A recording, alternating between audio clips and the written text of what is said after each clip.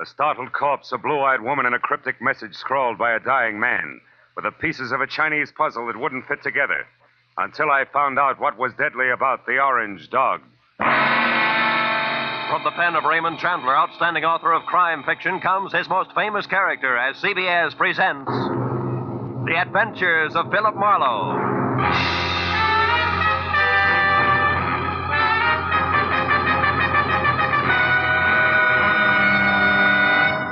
And now, with Gerald Moore, starred as Philip Marlowe, we bring you tonight's exciting story, The Orange Dog.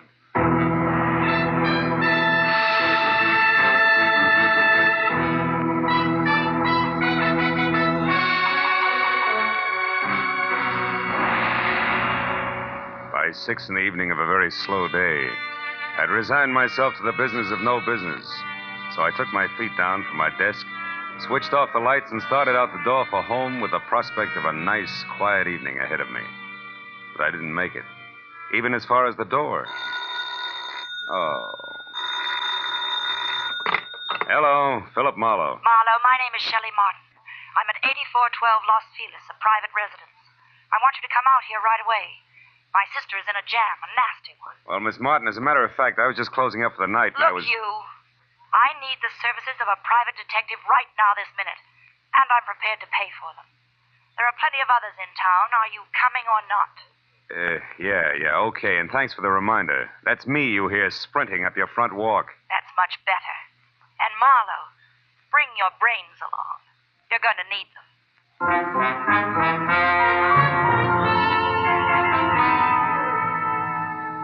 And that was the end of my quiet evening. But I just couldn't resist those government engravings of Mr. Lincoln. So I drove down to Weston, turned off on Los Feliz, and found the number 8412. The yard was an overgrown tangle of perennial plants losing their battle with the weeds. It was like a girl in a strapless evening gown with her hair up in curlers. However, I could see a light through the Venetian blinds, and the doorbell worked with a resonant two-tone chime that caused the door to open just far enough to allow a pair of eyes so blue they were almost purple to peek out at me. Yes, what is it? I'm delivering that private detective you ordered. Oh, Marlowe, come in. Thanks. Sit down, won't you? Thanks again. All right, what's the next move? It's about my kid sister. Mm-hmm. She's involved with a man named Lou Horner, a San Francisco broker. She's quite deeply involved, I'm afraid. Oh? You see, some very strange things are going on, Marlowe, and my sister is a naive kid caught right in the middle of them. Yeah, I see. What sort of strange things, Miss Martin? Shelley. Sweet. Well, to begin with, when I arrived from San Francisco today, my sister called me and asked me to meet her here in this house. When I got here, the lights were on, the radio was playing, and the front door was open. But the place was deserted. Whose house is it, Horner's? No, I think she said it belongs to a friend of his who's in Europe now. This Horner person uses it when he's in Los Angeles. Well, couldn't they have stepped out for a while? Mm-mm. You know, you don't look the type, Shelley, but maybe you're just panicky, huh? No, I'm not being panicky. All right. Where's the nasty jam? Right behind the couch.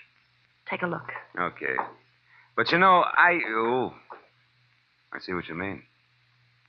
Who is he, Shelley? How'd he get here? Maybe it's Horner, I don't know. I tried to search him, but I couldn't. Mm-hmm.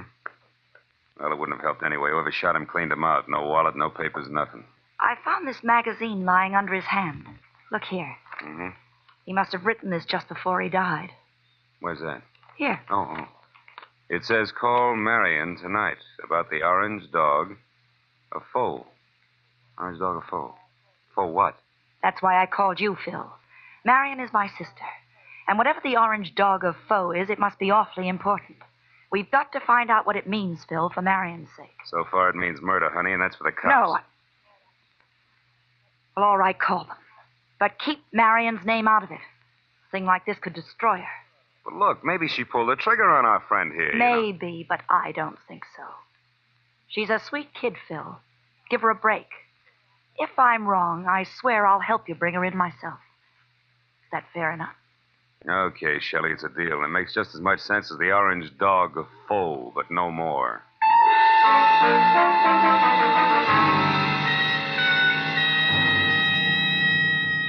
After I'd checked as far as I could on my client and sent her home, which was to the Villa 12 at the Wilshire Gardens Hotel, I ripped the General Squeegee tire ad with the message scribbled across it out of the magazine, folded it up, and stuck it in my pocket.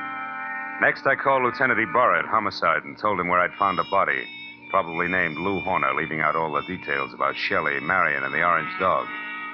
Then I started out the door, but got back as a shadow slid across the walk. I caught a glimpse of a large, ugly head of long, dirty hair set on a small, ugly body that was moving fast. By the time I got out on the walk, Longhair was already putting mileage on a green coupe with a broken taillight. It winked mockingly as it went out of sight. So I got in my car and headed for New Chinatown. It was the logical place to get some information regarding a Chinese dog. I saw a light filtering through a dingy window, illuminating the words James Tang, dealer in Oriental curios. Inside the musty shop, a little man, dressed in a black kimono, drifted forward, softly. Yes? I think perhaps you can help me, huh? I am honored. To be able to help would bring fragrance of plum blossoms to my nostrils, carpet of rose petals to my humble floor, and 1,000 blessings upon my head. Oh, that's very pretty. Tell me, what is the dog of foe? The dog of foe? Why, this? This fantastic creature here is called the dog of foe. His fierce eyes and snarling mouth are to frighten away evil spirits from temples of Buddha. Why do you say called the dog of foe? Amateur collectors and auctioneers have named him that. It sounds exotic to cash customers. Actually, he is a lion. The lion of Korea. I see. Tang, would you happen to have an orange dog of foe? Very strange that you should ask that, my friend. Strange? Why? Reason number one. There is no authentic orange dog of foe. That's a good reason. Why not? Because to Buddhists, orange is color of sorrow. The piece you speak of could not possibly be authentic. What's reason number two? You are second person to inquire after this non-existent orange dog of foe within the last few minutes. Was it an ugly little man with long hair? Quite contrary. It was a very pretty girl with short hair. Was her name Marion? She made point of not leaving her name. Well, that proves something. However, my friend, old Chinese proverb, loosely translated, says a little knowledge is the instrument of a fool.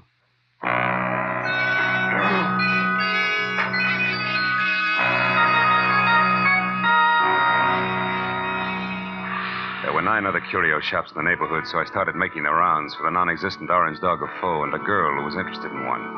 From the first 3 shops, I got a fast horse laugh and the fact that the girl was still ahead of me. The next 2 netted an insult apiece and a total blank on the dame. And from the 6th, called Saxon's, a glossy, well-ordered place on West 7th Street, the only effect was a coldly curious raised eyebrow.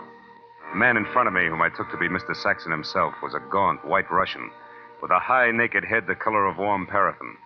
His slender fingers played nervously with each other as we talked. The orange dog of foe. Yes, I have heard of such a piece, I think. It would be porcelain. Probably. This is your business. Who has it, Mr. Saxon? Can you tell me? No, I'm sorry. I believe I heard this orange dog mentioned just once, somewhere down in the village. But I'm sure I could never remember who spoke of it or when. Oh, no idea of its value then, huh? Now that you mention it, I seem to remember the figure 20,000. You mean yen? How much in American money? I am speaking of American money. It would be an importation from China, you know. How could it be worth that much? It's not even authentic, Mr. Saxon. Authentic? You seem to know a good deal more than I about this orange dog.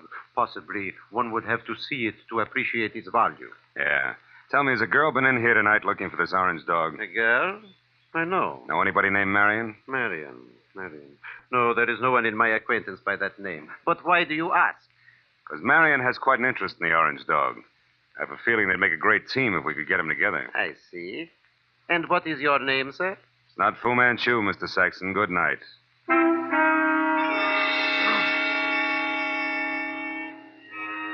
Saxon's expression didn't change. I turned and walked out of the place, and then because, with both of us using double talk, the conversation was bound to deteriorate. At least I had found out that the orange dog of foe existed. It was going for a very high figure, especially for a phony. And it didn't take an abacus to figure out that Saxon knew more than he told me. Well, I started up the sidewalk to the next bric-a-brac emporium when I saw something parked on the side street, which brought me to a halt. It was that green coupe with the broken tail light. I went over to it, found it empty, and stuck my head inside to check the registration card for Longhair's real name. Yeah, it was a very foolish move because Longhair at that very moment prodded my kidney with the muzzle of a .38. And neither he nor the gun had a sense of humor. All right, Mr. Wise Guy, come on, walk. You and me are going up the alley here. What's the matter? Don't you feel at home in the light? Shut up. I don't like him much anyway, so you better ease off with the smart sayings. Okay, this'll do us far enough. Well, Mr. Wise Guy, did you find what you're looking for? You mean the orange dog, Shorty? The answer's no. The orange dog. So that's where the plates are. What plates? You're working for Horner. You don't know what plates. Look, chum, when you get your next haircut, have your brains dusted off. Nobody works for Horner anymore. Horner's dead. Dead? Since when? What's the surprise act for? You saw the body. You were sneaking around that house on Los Feliz. In fact, you might have killed Horner yourself. That body wasn't Horner. Why, Horner is 3 times the size of that guy in Los Feliz. He's bald. Also, he's so dumb he can't remember his own phone number. Oh, hold it. I'm looking for Olvera Street where they sell those enchiladas. I'm sorry, gentlemen. I don't want to intrude. Hey, quiet. I'll blow your brains out. All right, now, come on, Mr. Wise Guy. Tell me what Horner's got on his mind. You know all right. I saw you taking orders from his girl. You mean Shelley Martin? Who else? Thought maybe you meant Marion. Marion? Who's Marion? Shelley Martin's sister. And don't let it worry you. Marion's got the orange dog eating out of her hand. I don't say. It ain't funny, mister. It's just peculiar. Because Shelley Martin don't have a sister, I know. So it seems like you're a very mixed-up character. In fact, Mr. Wise Guy, you're so mixed up, you're no good to me at all. So get over there with the rest of that.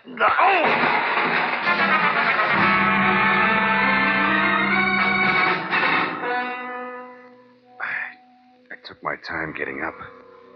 The dirty, long-haired little man was gone, and my head ached from the rap he'd given me with the pistol barrel. And I was disgusted with myself. Dry, dirty, disgusted like a drunk at sunrise because a nasty little jerk with an oversized head and a blue-eyed dynamo with auburn hair had me jumping through hoops like a trained ape. I stood in the alley and swore at myself until the futility of that routine dawned on me. Then I decided to go hunting. But I made one stop first at a telephone to at least get Ibarra off my conscience.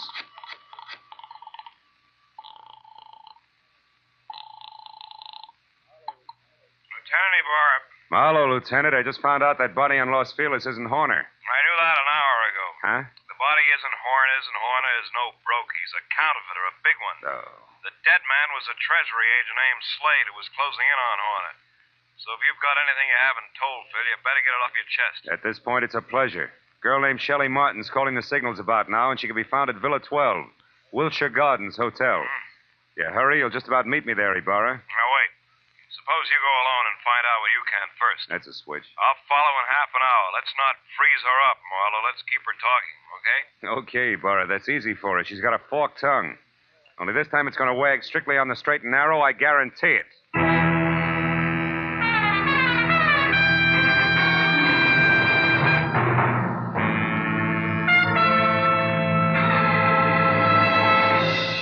In just a moment, we will return to the second act of the adventures of Philip Marlowe. But first, it's no mystery that hunger and cold confront many families abroad this winter. CARE will help feed and clothe these needy people. CARE, the safe, sure, non-profit way to send supplies to Europe and Asia.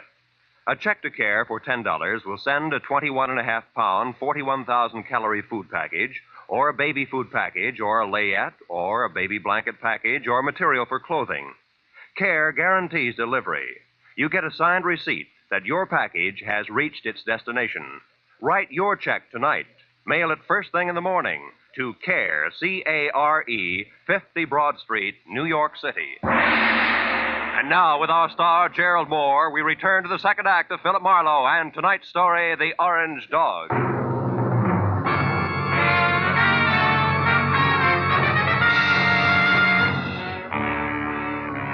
Pointed my car toward the Wilshire Gardens, and a beautiful liar named Shelley Martin, I was sure of two things. The plates that Longhair had wisecracked about just before he piled me into a row of garbage cans were the engraved kind that counterfeiters use to make money the easy way. And second, both Longhair and Lou Horner were racing for the plates as well as the orange dog. which could be one and the same thing.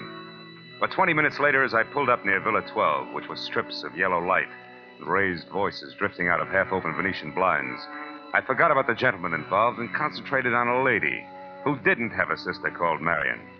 I went around to the back of the villa where I found the service door unlocked and the kitchen beyond dark. And when I entered and quietly moved to a spot near the living room where I could see Shelley snapping at a pompous, excitable man with a red face, All right, I figured that a little I'm eavesdropping might pay where I off. belong. I'm here in Los Angeles. Is there anything wrong with that, Mr. Horner? Yes, everything. Why, I wouldn't even have known you were in town if I hadn't gone back to the place in Los Feliz where I saw you and some man having a delightful little chit-chat over the body of that T-man. Treasuryman? Yes. Is that who he was? A meddlesome fool I caught snooping through my papers. Then you killed him, Lou. Of course I killed him. I had to. Now stop asking questions and get out of here. Because this is business, not pleasure, Shelley. And that leaves no room for you. Or Marion? What do you know about Marion? Not enough. But what I do know, I don't like. Look, Lou, who is Marion and what does she mean to you? Marion means money to me, Shelley. Nothing more. So just leave me alone here so that I can make a call according to schedule. A call about... Lou. What's the matter, Shelley? Behind you, Lou. They're in the garden. Lou! The bullet crashed through a closed window, didn't stop until it got to Horner, who grabbed at his chest and dropped to the floor even before the glass quit flying. And by the time I got outside to where the shot had come from, I found nothing but a little wind rustling a lot of trees. When I got back to Shelley and the blood over tweed on the carpet, Horner was already dead. Marlowe, the man out there was Henry Peel. Peel? Something in long hair and dirty clothes? Yes, I met him in Horner's office once. Lou said he was a broker from Chicago. Come on, both Peel and Horner are counterfeiters. What? Lou, a counterfeit? That's right. Never mind the carefully arched eyebrows, honey. They mean nothing. But, Marlowe, I swear I never knew that Horner was anything but a broker. A broker maltreating poor sister Marion? You're a liar, Shelley. About Marion, yes. I haven't even got a sister. But from there on out, I'm telling the truth, Phil. Then tell some more and fast. All right, here it is. Lou Horner's been my boyfriend. And, checkbook? For the past year and a half. But about a month ago, he suddenly stopped being very attentive. And I couldn't figure out why. So you decided to keep your big blue eyes wide open, huh? Exactly. And it paid off. Because I found out that, 1, he had taken better than $20,000 out of his bank account. 2, that he was coming down here to Los Angeles. And 3, that an item named Marion might be beating your time. Yes. And that part of it upset me plenty. Until 10 minutes ago. But then I found out that Horner here was a murderer, and that, Marlowe, I don't buy. 3 cheers for the all-American girl. Oh, skip it, Marlowe. I'll live my way, you live yours. Don't worry, honey. Nobody wants to change places with you. Hey, look. Why does Horner wear a little rubber band on his little finger, do you know? Oh, he had a bad memory. Used every kind of gadget in the books to keep himself from forgetting things, especially numbers. Yeah. Well, for example, that rubber band might mean 10 o'clock. How do you figure? Like 5 and 5. The fingers on each hand, reading from left to right. He used things like that. Oh. Wait a minute. Hmm? Horner was going to make a call to Marion just now, and the message the T-man left was... Call Marion tonight about the orange dog of foe. Shelley, baby, where's your phone? Fast. Come on, it's 10:15 already. Well, it's out there in the hall, Marlowe. Oh. Well, what are you talking about? A line, honey, a line on your ex-sister, Marion.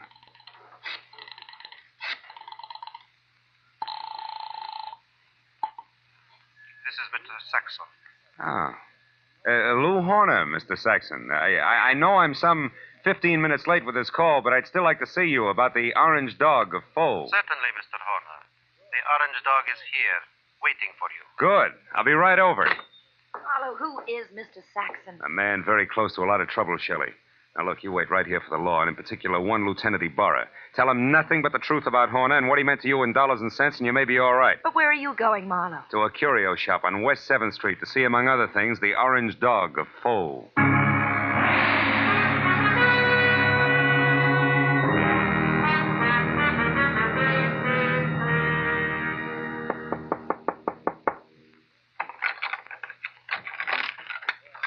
You are the Mr. Horner who called?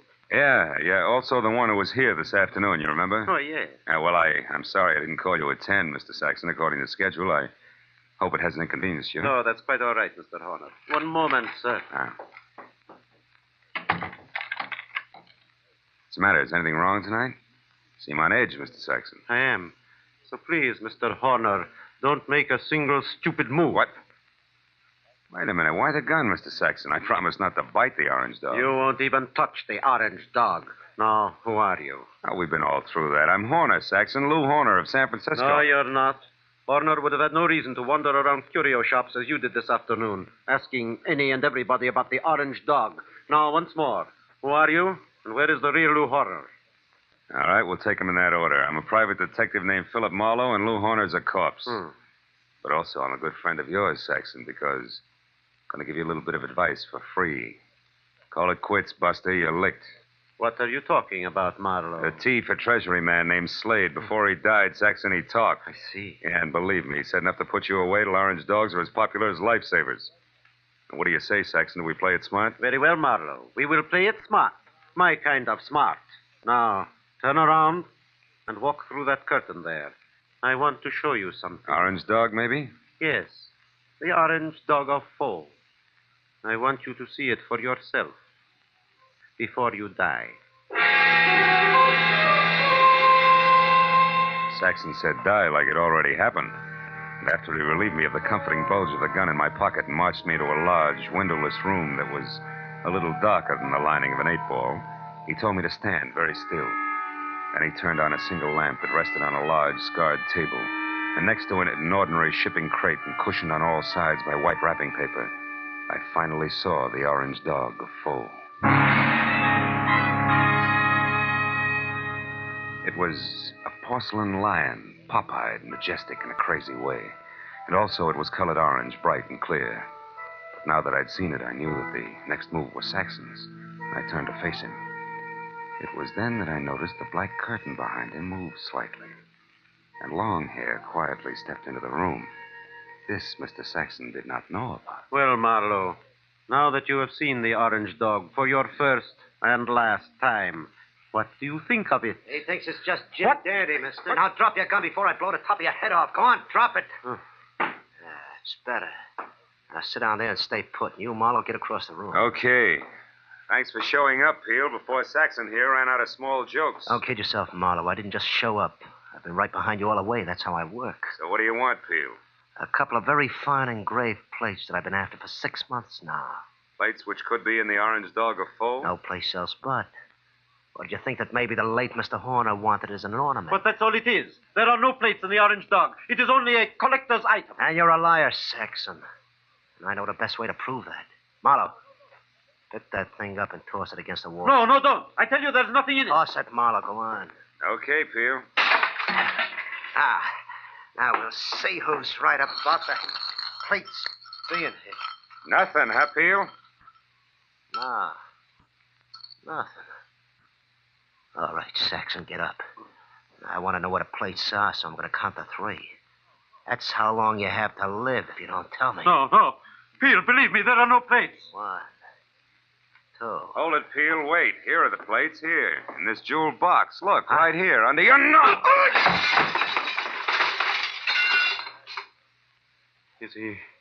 Is he out, Marlowe? Yeah, he's out all right.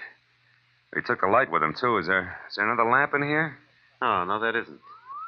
Nor is there another gun. Why, you stinking little... Wait a minute. Those sirens, Saxon, they're heading this way. Police? Yeah, the police. Looks like sooner or later everybody gets together in the back room at Saxon's, But not everybody stays here, so I'll take this wrapping paper and leave now. Wrapping paper? The stuff that was around the orange dog? Yes, a sample of the best grade of counterfeiting paper made, Marlowe. And that's what Horner was supposed to buy, not plates. Those he got a month ago. Still makes you a crook, Saxon, and one who'll never get past the front door. Oh, no, we'll see about that. Marlowe! Keep shooting, Saxon, in the dark. You got 4 shots left. You filthy murderer!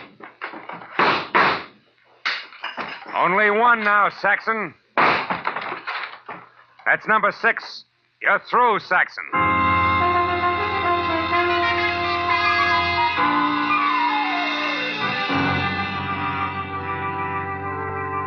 By the time Ibarra and his boys, plus a half a dozen very anxious T-men, got into the room, Saxon was already coming apart at the seams.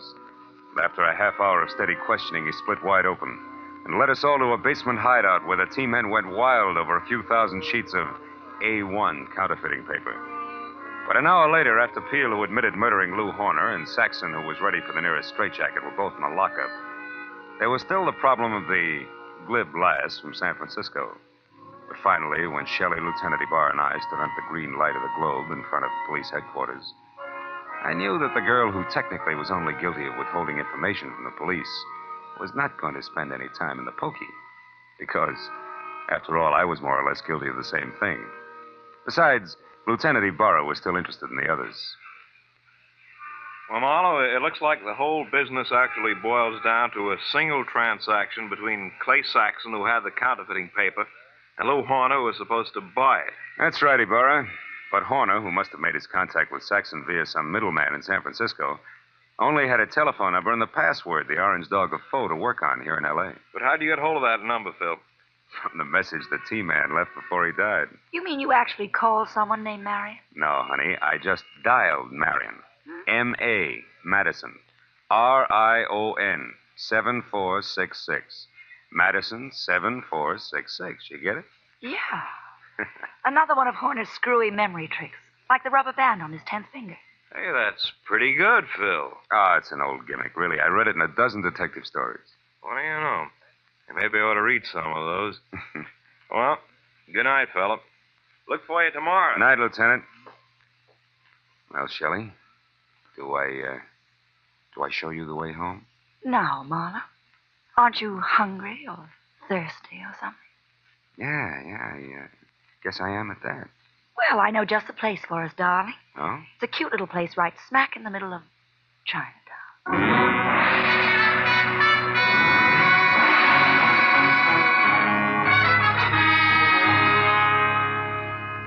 Well, we got through a small Chinese dinner without seeing or hearing from a single orange dog. And when it came time to leave, I was thinking that Shelley wasn't really too bad a kid at that. So when she left the table to powder her nose, I started to make plans. But when she got back, I forgot about them because in the meantime, she'd run into an old friend. Yeah, a rich old friend who was all alone in the big city. I said I didn't mind taking a rain check when she explained that he was from Kansas City and a broker at that. He certainly was overweight. Too much steak and potatoes. Steak and potatoes. Wonder if Lindy's is still open.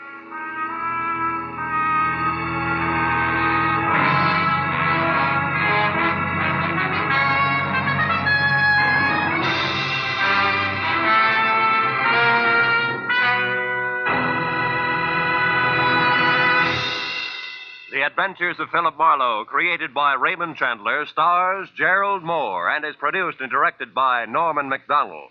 Script is by Mel Dinelli, Robert Mitchell, and Gene Levitt.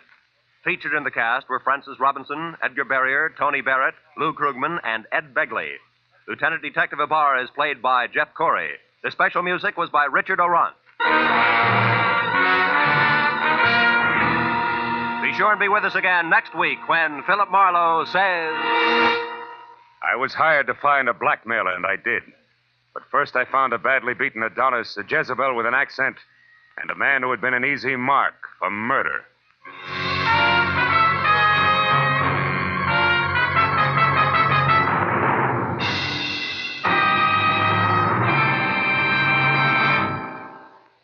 "90 minutes of unsurpassed comedy comes to you every Sunday night when CBS brings you The Spike Jones Show, The Jack Benny Show, and Amos and Andy in succession. Tomorrow night, pianist Alec Templeton and songstress Peggy Mann are Spike Jones' special guests. Jack Benny and his gang, and Amos and Andy, following in succession, will bring you more of the laughs that make them first for Sunday night fun. Spike Jones and Amos and Andy come to you over most of these same CBS network stations, and Jack Benny comes to you over them all. Now, stay tuned for Gangbusters, which follows immediately over most of these stations.